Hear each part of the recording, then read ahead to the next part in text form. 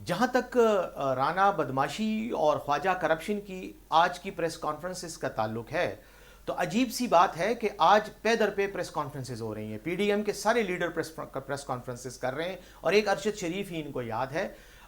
پہلی بات تو یہ ہے کہ یہ دونوں حضرات، رانا بدماشی اور خواجہ کرپشن، یہ دونوں ہی اس گروہ کے سرغنہ ہیں جس نے ارشد شریف کا قتل کروایا ہے۔ تو پہلے تو ان سے احتساب کا آغاز ہوگا، اور شاید یہ اسی لیے گھبراہٹ کی حالت میں پریس کانفرنسوں پہ پریس کانفرنس یہ کیے جا رہے ہیں۔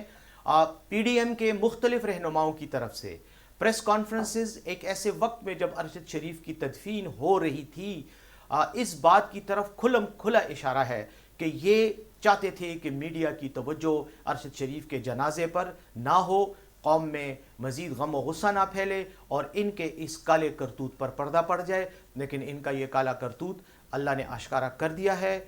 چال انہوں نے چلی، لیکن اللہ ان سے بہترین چال چلنے والا ہے۔ انشاءاللہ ایک دن قانون کے ہاتھ ان کی گریبان پہ ہوگا۔